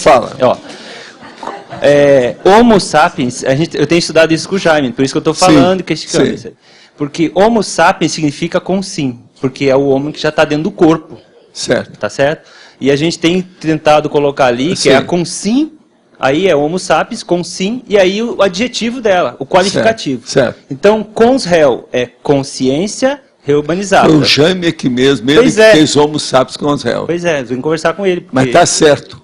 Eu não acho que Pois está errado. eu acho que está errado. Não, porque eu não cons-réu é consciência... Cons-réu quer dizer consciex reurbanizada, meu companheiro. Você está enganado. Consciex reurbanizada. Aí é outra coisa, consciex, consim e consciência, conforme a situação, se você pôs só cons, pode ser qualquer um deles. Então, tudo bem. E acabou, tá certo isso aí, Roberto. Não, mas é consciex, agora estamos esclarecendo. Pois é, mas você não pensou, eu falei aqui antes que era consciex, já tinha falado disso. Não. Gente, não. O negócio está lá há 1.200 anos, ela não ressoma. O que é isso? É cons-réu? É consciex ou é consim? Que coisa é essa? O que há? Pois é, mas aí o que acontece? Quando ela é ressomada, então seria uma consciência ressomada, uma cons-réu, uma consciex reurbanizada, ressomada, ela passa a se chamar Homo sapiens reurbanizatus, porque foi uma consciex. Mas isso aí, é isso que eu estou falando. Pois é, mas veja, não tem nada demais, está tudo certo. Que era uma consciex. O que eu quero falar para você é que você está errado falando que está errado isso aqui, porque está certo. Está certo? Você está errado na hora que você está falando que está errado isso aqui. Está certo. Professor, é só o pensamento divergente, é isso que eu quero dizer. Não, mas o pensamento divergente não, está errado. Você reconhece que estava errado. Não, ainda não, professor, ainda não. eu aguardo os próximos capítulos, mas estuda mais, te vira. Me vira. Entende? Agora, eu quero te dizer, talvez vai melhorar seus argumentos. Existem outros verbetes que eu já coloquei a cons-réu, tá certo? Professor Valdo. Agora, outra coisa. Sobre esse processo dos termos aí da hominologia, eu queria te lembrar uma coisa. Se for colocar tudo que o professor quer lá, alguma coisa eu tive que dar o contra. Então, alguns eu não ponho sapiens. Eu uso o Homo sapiens para uma porção de coisas, o Homo sapiens sapiens, que é o mais recente, e uso também aquele sem sapiens. Por quê? Se deixasse para o Jaime, ele ia colocar o stultus com o sapiens. Não pode. Esse eu não ponho sapiens, é só Homo stultus. Agora, existe outros assim. Aqui não tem o stultus, nesse aqui eu não coloquei, mas tem um monte deles que tem o stultus. Agora, existe outros também que não tem o sapiens, tá? Estou só te lembrando que existe isso. O sapiens é outra coisa. Mas, Ô Jaiba, você quer falar? Vai em frente. Eu queria perguntar que na feminologia, né, da perfilologia, as freiras de Londum, são aquelas freiras convulsionárias da história? Qual que é o processo aqui delas? O processo justamente é isso. Você nunca leu isso, não? Eu falei aqui hoje. Não, isso eu não conheço. Eu já toquei no assunto. É o convento. É preciso de ler, você tem que pegar e ler. Mas foi um caso específico? Esse é histórico, todo mundo sabe. Tem mais ou menos uns 3 ou 4 casos desses, que são célebres e que ficaram registrados na história. São as possessões grupais? São. No caso, já é um grupo de interassedialidade. Agora, o que é bacana é que isso era tipo convento. Tudo era freira. Da Rocelane, da onde a Carla Sebastianini veio no livro do Espera por Ti. Pois esse que é o caso, é esse o caso? É esse o caso. Pois é, mas agora, esse é um caso.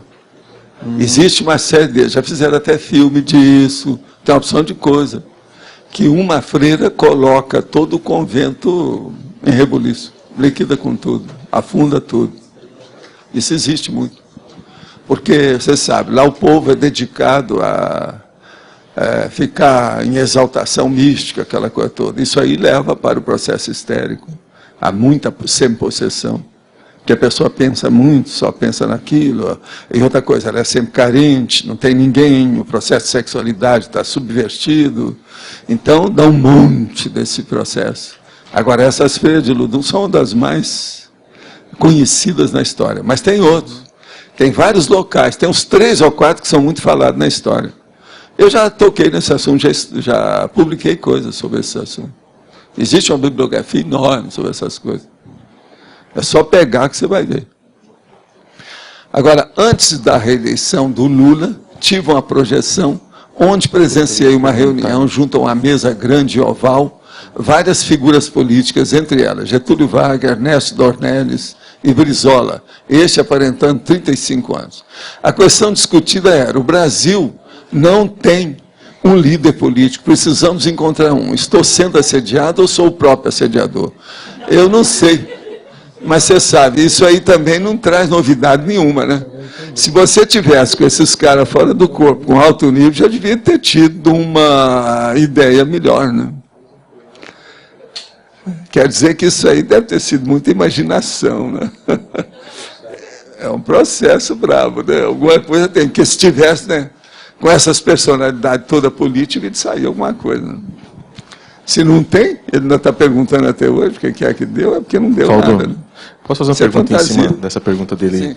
Você já, há uns 200 anos atrás, fazia assistência naquele processo lá do Balzac, daquela vida que você teve mais extrafísica lá. Você teve alguma experiência já de amparar, por um longo tempo, uma figura notória da política, do ponto de vista assistencial, do extrafísico? Eu não tinha gabarito para isso. Geralmente, quem mexe com essas coisas é quem cuida do holopensene da governadoria. Se tem um governador qualquer coisa, aquele palácio lá tem as pessoas que tomam conta. Uhum. Eu era uma pessoa pequena. Por exemplo, um colega meu, extrafísico, era aquele grandão lá de Itacoatiara, que a primeira noite que eu dormi, saí do corpo e ele estava me esperando.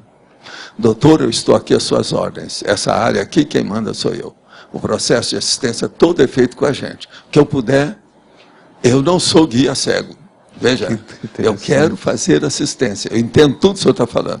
Mas aqui, ó, tem essas casas que o senhor conhece, tem isso. Se o senhor puder, eu estou aqui. Aí eu perguntei para ele, mas por que você é radicado aqui? Eu vivi aqui há muito tempo. Isso é desde a época do Império. E eu conheço tudo que tem nessa área toda. Agora, a minha jurisdição vai daqui de Itacoatiara, pega aquilo, e falou tudo para mim. Durante algum tempo que eu tive lá, ele era isso. Era justamente, eu falei assim, eu já trabalhei nessa, já fui colega seu há muito tempo. Só que o meu negócio era mais nas orópicas. E mostrei para ele alguma coisa nesse sentido. Então. Entende? Agora, esse aí me ajudou muito lá. Que nessa ocasião eu estava escrevendo livro lá, uma opção de coisa em Itacoatiara.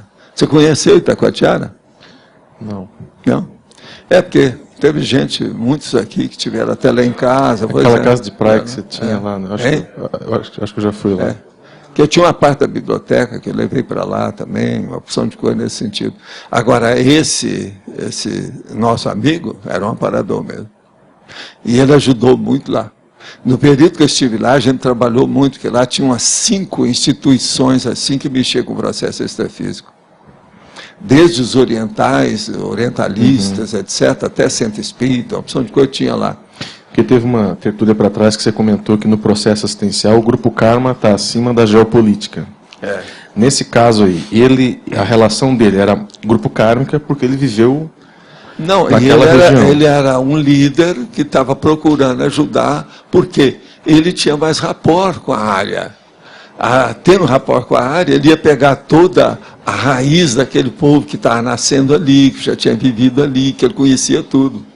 Então, agora, desde da época do Império, eu não sei quando.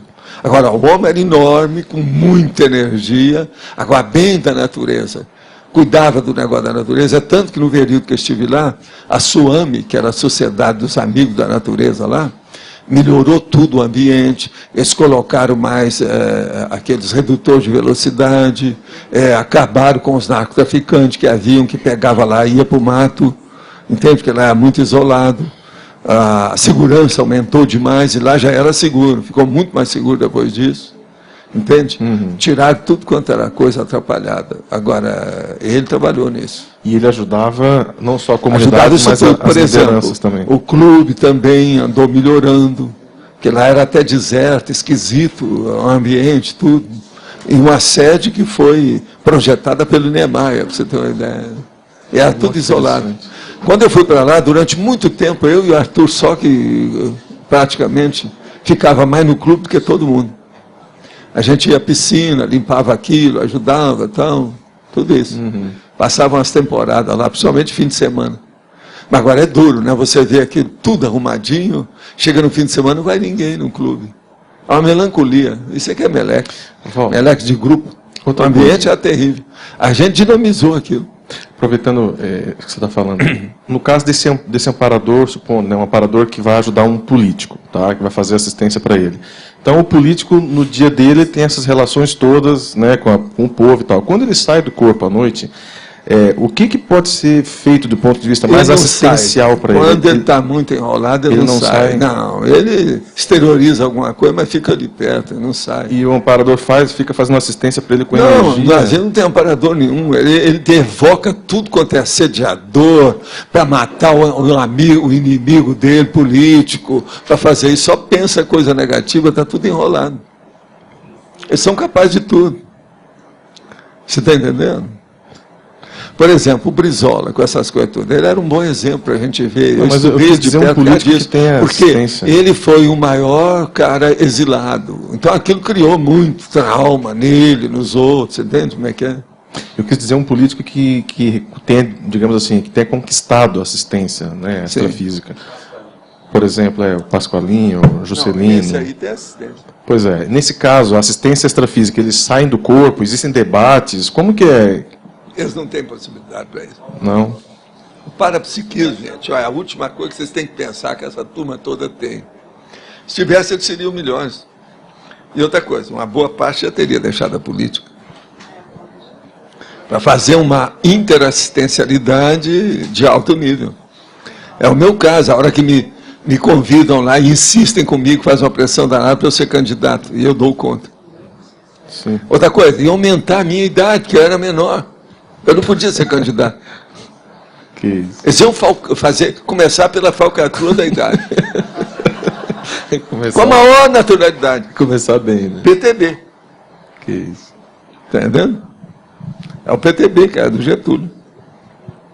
E eu tive que dar conta. Falei, não, já entrei muito nessa, dessa vez eu não vim pagar meus pecados por aí. Eu estou noutra. Agora aqui. Conheci a Conscienciologia esse ano e há 2 meses pratico diariamente as técnicas energéticas e o EV. Estou cursando o CIP. Lá foi dito que devemos ser atentos ao exteriorizar a energia, pois pode ser perigoso para iniciantes que pode agir como iscas inconscientes. Já exteriorizei energia em casa de amigo, na faculdade, em festas com pessoas alcoolizadas, no ônibus, para mendigo na rua, para o gato doente, uma amiga, etc. Como saber o limite entre assistência e imprudência? Não, você está ótimo, vai em frente. Você está bem. Você está vivo, está começando, está falando direitinho, depois de ter feito tudo isso. O que é que precisa mais? Você só não falou se você foi em zona boêmia. Boate também não falou, o negócio é ir no nightclub. Ou senão ia Las Vegas. Las Vegas é que é impressionante. Se o cara não tiver encapsulamento, se ele exteriorizar a energia, ele exterioriza a energia. 5 minutos, vem assistência e leva o cara. Ele sai desmaiado. O negócio lá não é fácil. Agora, um povo muito bonito, muito bem vestido, todo mundo alegre demais. Você está entendendo? Mas é uma tapiação. Las Vegas é um negócio. Professor, na página 6, na trafarologia, o senhor coloca os ciúmes, inveja e competição. Além desses trafares, tem alguma outra que seja imprescindível para a gente conseguir a desassedialidade? Você viu aqui ciúme, inveja e competição, né? Eu sei ainda quer mais além disso. Não, aqui, mas esses são evidentes, resolve, né? Só esses. Esses são evidentes, mas não, eu queria saber... Resolva só esses, por enquanto, que você já vai conseguir alguma coisa. Depois você pensa no resto. Está vendo? Ela está achando que não é pouco. Calma, Natália, calma. Entra nessa. Ciúme, inveja e competição. Olha só. Só a competição já é um universo. Abre o olho. Olha lá, está faltando ali um micrófono, gente. Qual que é a melhor maneira de superar a competitividade? A competição, essa competitividade patológica. Abrir mão. Eu não vejo outro jeito. É o altruísmo. É a pessoa pensar no melhor para todos. Altruísmo, não tem saída. Todo mundo que é competitivo é porque não tem consciência de interassistencialidade. Alguém quer dizer o contrário aí? Que hoje a turma, os ânimos aqui estão mais acirrados. Vamos ver. Marcelo, como é que é? Eu acabei de falar uma coisa, como é que é? Você está de acordo? Vamos ver isso. Eu gosto da coisa quente. Vamos aumentar a temperatura. Eu acho que lá nós devíamos colocar um negócio de temperatura mais sério, né, para ver a temperatura. Ou se não, aquele relógio emotivo, de emocional. Aqui, não, o debatômetro. Vê como é que está. Se subiu, se desceu, como é que está. O nível de debatódromo. Mas olha, quem é que está com o microfone? É você? Faz favor. Sim. Professor, voltando à relação dos políticos, até que o Eduardo acabou de comentar, eu queria saber, em relação aos políticos daqui, por exemplo, de Foz, eu lembro que na outra eleição, até veio o nosso amigo aqui e tal, o senhor falou que ele estava acompanhado, né? Chama consegue. Sei, mas eu agora não posso falar, porque é época de eleição. Depois de domingo, você me fala que eu abro o jogo. Eu fico devendo a minha opinião para segunda-feira. Tom, não é assim? Depois de desligado, professor. Aguardem. Voltem na próxima semana. Como diz no seriado, to be continued. Tá certo? É para a seguir. Não é isso também? É outra coisa que eles falam. Tá certo? Tá, muito obrigado. Vamos com calma. Sim. No caso, você falou de Las Vegas, por exemplo. É praticamente uma cidade inteira que gira em torno de uma interassedialidade, né? Como por que isso fica que eu estou isso, falando. assim, no extrafísico? Lá é o máximo a gente estudar isso. Eu nunca vi um lugar. Tudo gira em torno de um processo de assédio. Eu fui lá por causa assédio. disso. Hein? Eu fui lá por causa disso. Mas como que é o processo? Assim, A primeira coisa que lá é o seguinte, lá tem o processo de tapear tudo. Você está entendendo? Tudo é muito bonito, tudo muito lustroso, muito brilhante, tudo alto nível de pomposidade, de pompa, de suntuosidade, etc. Isso mascara a realidade do processo intrafísico negativo. Então, isso aí é terrível, você pensar por aí. Mas a questão é assim, dentro do maxi-mecanismo assistencial, como que se chega a formar uma cidade em torno de um holopensene desse? O processo é econômico, né? Eles foram para o deserto para fazer o dinheiro brotar em árvore. Lá a ideia é essa, Las Vegas foi isso, eles conseguiram. Agora, é uma loucura. Perto de Las Vegas, por exemplo, tem Reno. Você vai lá, então, casa, 15 minutos depois você descasa. Tá, arranja documento, tudo na hora, tudo é automático. Eu vi essas coisas todas lá. O negócio não é fácil. Entende? Vale a pena pensar. Agora, tem que ir lá para ver como é que é isso. Agora, tem que ir e saber se encapsular, né? Porque senão o negócio está para trás. Não é fácil. Muito difícil. Agora, Las Vegas não tem nada igual, não. Eu estive, por exemplo, eu conheço também lá, o outro, hoje é o centro maior do que Las Vegas no mundo, né? Macau. Eu estive em Macau, mas na época que eu estive em Macau, lá ainda não era o centro maior. Porque os portugueses ainda dominavam muito lá. Hoje não. Não, hoje é em volume. São bilhões, né? Todo mês. O caso não é fácil. Agora, o problema é que Las Vegas, do ponto de vista de sound surround, Technicolor e o cinemascope do cenário, não tem nada que ultrapasse aquilo, não. Nem o Ginza, na época mais séria lá do Japão, era uma coisa dessa. Porque o Ginza, em Tóquio, era mais ou menos isso, por causa da iluminação do comércio. Por exemplo, o Times Square não vale nada. Las Vegas é uma loucura. Agora, hoje, pelo que eu vejo no cinema, piorou tudo. Está muito maior do que era quando eu fui lá. Eu sou de Las Vegas da época de 60. Faz 50 anos.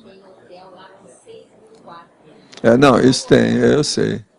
Tudo lá era para fazer grandioso. É tanto que o principal hotel lá, o Sands, eles destruíram para fazer o maior. Era o meu. É o que eu estive lá, com calma. Esse aí é que eu falo que é o meu, porque ele é que era da máfia, do Frank Sinatra, era do nosso amigo Sam Davis Jr., era do outro nosso amigo Howard Hughes, com o negócio todo, que é o chamado aviador, que fizeram o filme dele aí e tal. Tudo é gente. As empresas americanas, eles fazem assim, tipo um fim de semana de relax e pagam para os funcionários lá, para os executivos ir para Las Vegas. Eles vão um fim de semana inteiro mas o filme mostra outras coisas melhor do que isso. Hoje eles estão pagando também para ir à Europa, né? Porque lá as pessoas ficam mais escondidas para pular cerca.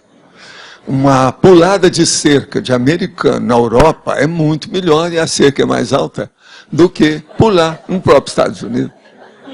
Isso é a regra deles lá. Eu sei que essas coisas foram muito apuradas. E outra coisa, com o avião hoje está tudo fácil, vai e volta. Agora, eles têm feito uma série de filmes atualmente mostrando essas irregularidades. Tem um muito bem feito que eu vi há pouco tempo, que morreu o marido de uma hora para outra e o marido morreu com uma pessoa que não podia ser porque não era a mulher dele. Aquilo criou um problemão danado, entende?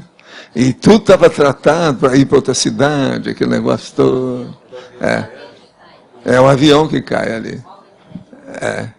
É muito bem bolado o negócio. Mas fala. Professor, ali em definologia, essa definição apresentada, ela me pareceu, se eu fosse classificar, como estrito senso, porque a interassedialidade poderia ter sido abordada num sentido lato, amplo. Eu queria entender o porquê disso. Não teria que ter uma qualificação dessa interassedialidade? Porque ela pega um grupo meio já fechado. Tem aqui, ó, que é o tema central nosográfico. O nosográfico é o mais bravo dentro das determinações que a gente põe aqui. Isso aí é terrível. Só isso aí já deu. Mesmo a lato senso seria nosográfica também, né? Sei, mas agora o problema todo é o seguinte, aqui está bem estritamente dentro do que a gente quer. É tanto que eu fiz, esse verbete é o menor que eu já trouxe aqui até agora. Eu tenho que ampliar tudo. Pegou bem um grupo mesmo, essa questão para chamar a atenção, que é o grupo que nos interessa. Normalmente quando eu vou te dizer, nós fizemos um instituto. Logo em seguida apareceu um monte de gente que nem frequentava lá o Centro da Consciência Contínua na minha casa. Dentro desse povo apareceram umas pessoas muito dispostas, ótimas, umas cabeças, tudo jovem. Agora, tinha os nossos cursos, tinha as coisas nossas, mas eles resolveram fazer trabalho por eles. Aí eu falei assim, vai dar tudo para trás, por causa da interassedialidade de vocês. Riram de mim na minha cara. Agora, 3 casais que participavam disso, todos se divorciaram depois. Foi questão de 2 anos. Ninguém ficou com ninguém. Daquelas 6 pessoas, ninguém continuou com ninguém. E eu tinha avisado tudo. Não adiantou nada. Então, veja, a interassedialidade, esse aí foi um caso sério. Tinha até um dos nossos amigos que era o que mexia com motoca. Ele era um dos 6 personagens disso aí. É porque quando eu pego o termo assim, até eu tento fazer uma definição própria antes de ler, para ter uma noção do termo e ver até onde tem que ver o conjunto, por exemplo, eu amanhã posso pegar a interassedialidade e definir de outras coisas dentro de outro contexto. Sim. Eu acho que a definição tem que estar subordinada ao contexto que você vai ler. Perfeito. Por isso que eu coloco a definição em primeiro lugar. Mas essa que foi a minha dúvida. Como vai entrar como esse verbete na enciclopédia, essa abordagem lato sensu entraria de que forma? Se for feita por acaso. Interassedialidade, isso aí eu já falo um monte de processo geral. Agora, aqui o que interessa é o de grupo. Outra coisa, está lá, grupo karmologia. Está entendendo? O outro pode ser outra coisa. Essa qualificação. O outro pode ser parapatologia, escrever tudo. Eu tenho outras coisas sobre interassedialidade que eu já escrevi. Eu preciso de ver lá nos verbetes. Já tem coisa sobre isso. E uma outra questão que me chamou a atenção hoje é que, nessa manifestação do Roberto, especialmente, ele até não está aqui, por que o senhor acha que ainda é um pouco, me parece raro, acontecer esse tipo de refutação, mais com o tipo de argumento aqui? É porque ele pegou um ângulo da ideia que ele está correto, mas ele estendeu aquilo e não viu o que ficou atrás. Sim, mas a minha pergunta ele não viu aquilo. Não, perfeito. Quanto ao mérito dessa discussão, sim, mas eu digo... Agora, a reurbanização, ele não pegou bem o processo da consréu. Então, cons pode ser consim, consciência, consciex. Mas a minha pergunta, viu, professor, é por que esse tipo de argumentação não acontece tanto na tertúlia? Não acontece porque a pessoa quase sempre ela fala o trivial óbvio. Sim. Quando vai falar alguma definição que a coisa é mais sutil, cria problema. Porque às vezes a pessoa não leu tudo. Isso não é a primeira vez que acontece, não. Nós já tivemos vários casos aqui assim. Que às vezes a pessoa não entendeu uma nuance. Proporcionalmente é mais raro. O que ele está querendo dizer é o seguinte, por que não há mais esse tipo de discussão? Não, no sentido de ter mais, tem um percentual enorme seria aqui bom que ninguém dá palpite de nada. Tem uma opção de gente muda, que a gente está fazendo força para sair da mudez. Que dar o contra por dar o contra também não adianta, mas também ele não adianta. É o argumento, enfim. O processo é argumentação. Eu mesmo já falei para o Roberto para participar mais, tem vários aqui. Tem gente que vem aqui e é tudo coruja. Eu quero é ter papagaios. Então eu quero trocar as corujas por papagaio. Agora, dentro da sua área, coruja é que é o símbolo da sabedoria. Mas na minha não, os papagaios aqui, mano. Coruja nada mais é do que um papagaio em silêncio. Valdo, não é mais responsabilidade da plateia, né? É. Dessa falta de... Agora, é necessário participar. Tem muita gente ainda que precisa de participar, que ainda não participa, né? Isso não precisa. Na região onde moro, em Porto Alegre, há muitas pessoas que conheço, algumas de minha família, que têm vivenciado fenômenos parapsíquica e mediúnica, inclusive de incorporação. Muitas vezes sinto-me influenciado pelas consciências deste contexto, apesar de ter minha lucidez parapsíquica ainda baixa. Como posso ajudar tais consciências? Quais indícios, nesse caso, devo considerar para iniciar uma tarefa mais séria como a TENEPS? Primeiro é estado vibracional. Entra nisso e domina o assunto até você ficar satisfeito com a situação. Aí você deve entrar na situação, não tem outro jeito. Entrar por entrar, ou entrar no escuro, é tolice, isso é infantilismo, não é bom não. Tendo em vista os cenários atuais, política e criminal, a drogadição, debatido na tertúlia de hoje, qual o principal papel do intermissivista luz de modo a contribuir para aliviar essa barra? Porque veja a TENEPS para chegar no FIEX. Haveria algo mais eficaz? Olha, é o que eu faço.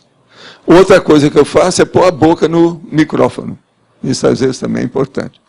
Agora, eu queria pedir para vocês aí do estúdio, para desligar aí os teletertulianos. Me perdoa que nós temos aqui um negócio para resolver, que é um processo de domingo. Tá certo? Ok?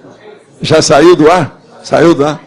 Agora, gente, nós temos aqui uma moça que é cheia de vida, que nós todos admiramos demais. Está ali, Bernadette. Essa aí é a rainha da educação nessa região toda. E ela é candidata à vereança pela primeira vez. Olha bem o jeitão dela, ela é fora de série, sabe?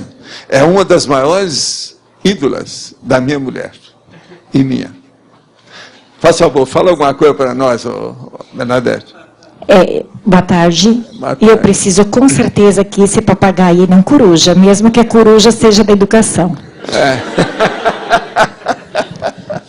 Eu estou extremamente honrada, e aqui vou me segurar para a emoção não ser mais forte, porque o momento é um momento bastante angustiante para nós, pelo processo que nós estamos passando, mas principalmente porque eu estou terminando a minha campanha num grupo de intelectuais.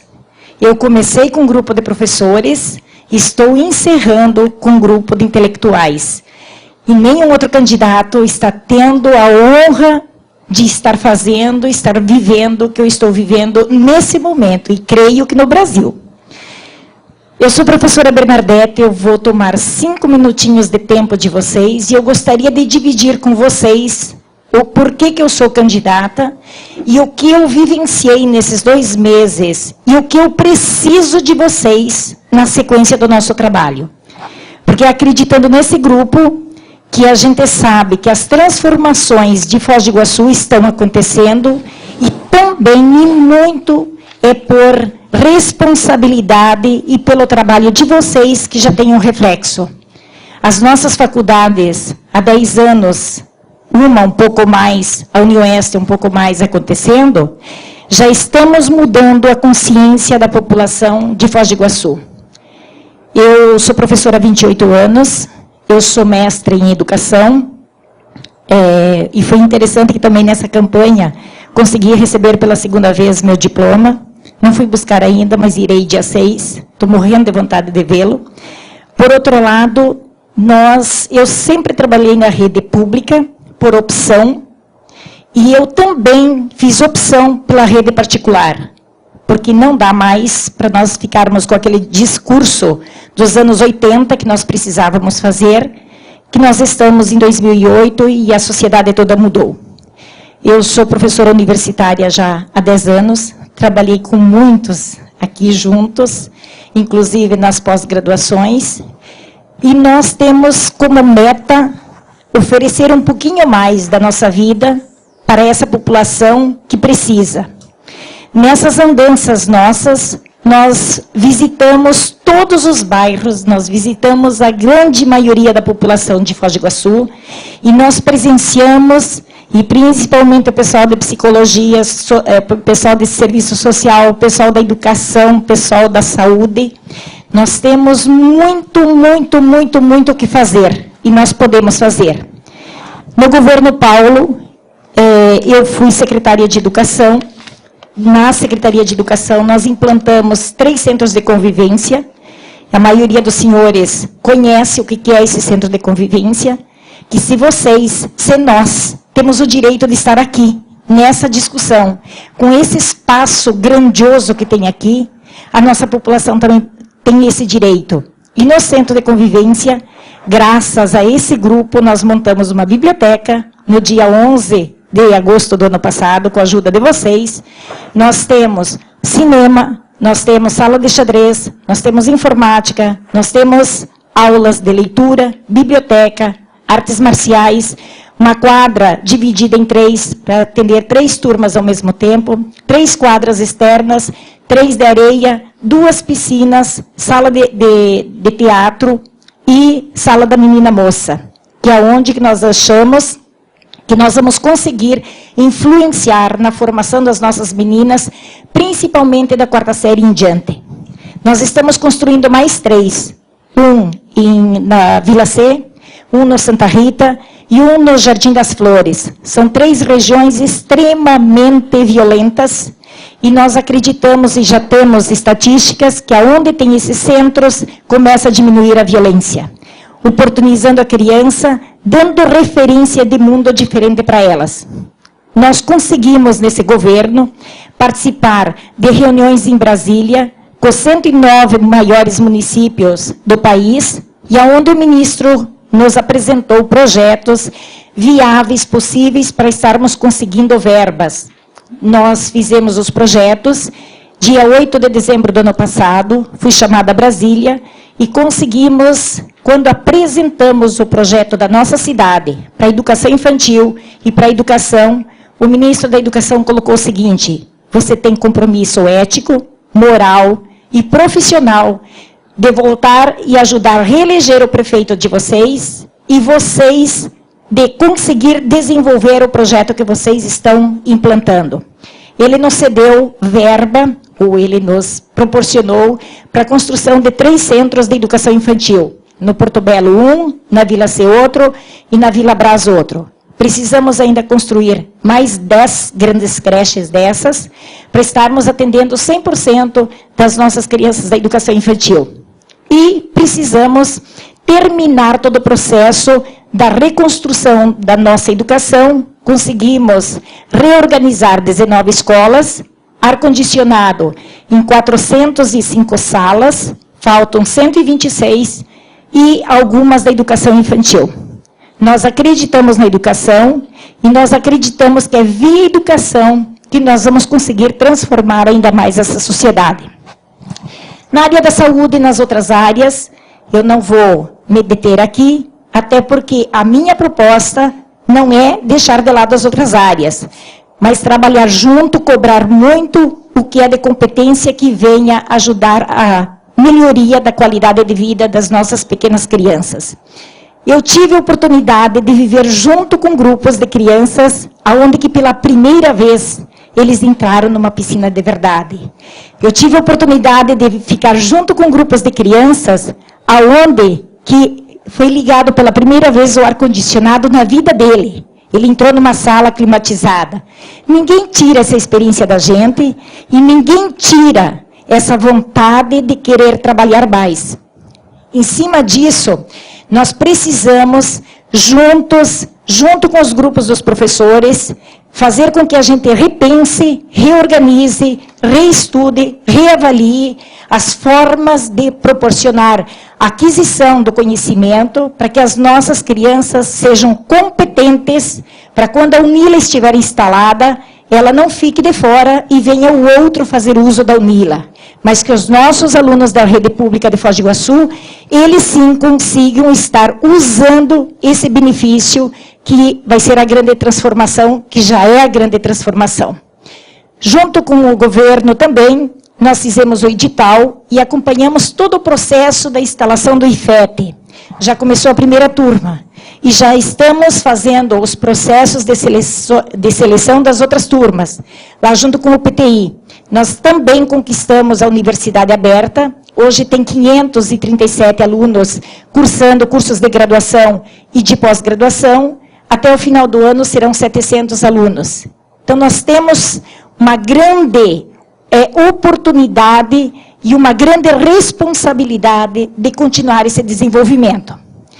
Quando o prefeito me convidou para ser candidata, 28 anos de magistério, eu sou apaixonada por sala de aula. As pessoas que tiveram um pouquinho de aula junto sabem como é que é o encaminhamento. Como é bom estar na sala de aula produzindo. Agora, como fazer uma política, como fazer uma campanha? Porém, acreditando no projeto da cidade, acreditando no projeto que o Paulo, que o prefeito tem, é que nós nos colocamos à disposição de conversar com cada um, de ouvir, de oferecer, de refletir, de visitar, de conhecer um pouquinho mais, para a gente estar oferecendo para essa cidade um projeto ousado, um projeto de qualidade de vida, um projeto de qualidade de serviço público, um projeto verdadeiro. Por isso que nós nos arriscamos e estamos chegando na reta final. E agora a ansiedade começa. Porém, eu tenho certeza, o que era para ser feito, dentro dos meus princípios, de uma política séria, de uma política de informação, de uma política de estar junto com o outro, sem aquela política que eu não quero para o meu filho, que eu não quero para os meus alunos, nós procuramos fazer. Os resultados acontecerão, porém, o nosso dever, a nossa tarefa foi cumprida. Agradeço muito a professora Nara, que intermediou essa conversa. Agradeço muito a Graça, que também esteve junto comigo, fazendo palestras para os acadêmicos, preparando aulas inaugurais, aos nossos queridos companheiros professores, que também estivemos juntos em várias discussões. E estou aqui. Hoje, é lógico, pedindo um voto, mas um voto para Foz do Iguaçu. Um voto para não ser coruja. Um voto para ser realmente, já percebeu, nós somos mais do que os papagaios. E outra, qualquer um treme quando entra aqui na presença do Dr. Valdo. Que é isso? Agora, Dr. Valdo, eu senti o maior ciúme desse grupo, com certeza. Aí, a nossa campanha terminando, não, mas eu vou vir de corujinha. Eu quero te agradecer muito, porque você tem ajudado muito minha turma. Isso tudo é uma família que eu tenho. E você tem ajudado dezenas desses membros dessa família. Muita gente já passou a sua sombra lá para ficar iluminado. E são iluminados. Estão iluminando a nossa cidade também. Agora, vamos em frente. Vocês examinaram bem aí a situação. Eu vou deixar com vocês, eu já sou bem mais do que papagaia, né? Dentro desse envelope, não tem dinheiro, se tiver, vocês me devolvam, se alguém estiver entregando, me devolvam, que eu construo mais creches. A gente está orientando assim, se forem dar dinheiro, mas não é para pedir 100 nem 50, é para pedir 500, daí todos deverão trazer para mim que eu vou construir mais creche. Aqui dentro tem uma pequena proposta, porque para as pessoas que não nos conhecem muito, nós precisávamos ter algo escrito. E também tem 5 centinhos. O 5 é tendencial. Se vocês puderem levar e conversar com mais um, mais um, e mais um, e mais um, e mais um, no dia 5, com certeza, a gente agradece demais. Eu estarei sempre à disposição. E nós gostaríamos assim, vocês já nos ajudaram muito, mas nós vamos continuar pedindo para vocês, que aqui é o grupo mais fortalecido que a cidade tem. Eu vou deixar, então, vou passar o envelope para cada um. Olha, Doutor foi uma Valdo. satisfação, eu te agradeço muito você ter vindo, foi ótimo. E vocês aqui, ó, essa aí é a mensagem que nós precisamos. Ela é da nossa área, a área da educação. Minha vida inteira foi dedicada a isso, desde a época da minha mãe. De modo que ela aí representa isso para mim, é o meu símbolo do trabalho. Eu sempre falei isso para a Graça. Agora, gente, umas palmadas para ela.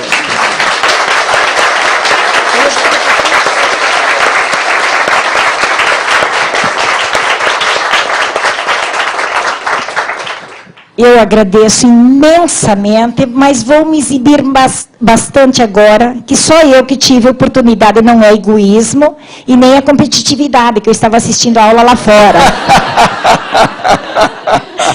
Mas é uma questão também ouvir que é a questão da coletividade, né? Estar aí, nós estamos.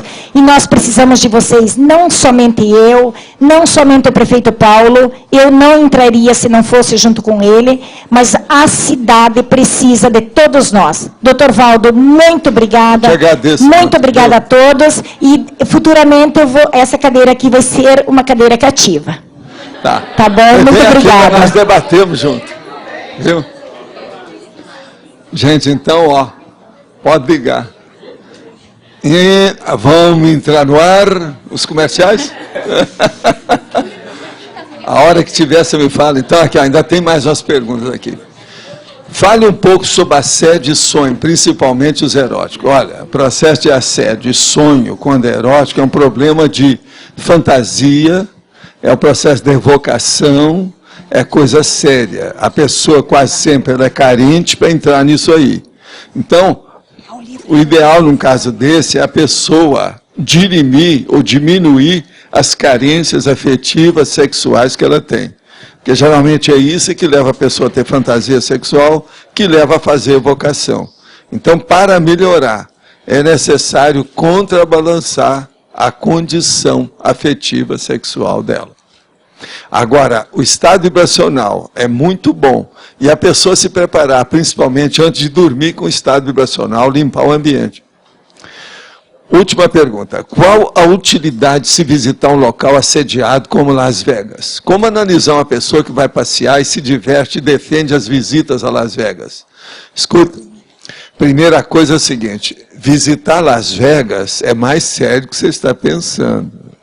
Você pensa que todo mundo vai lá, vai alegre e sai alegre? Nem sempre. O negócio lá não é fácil.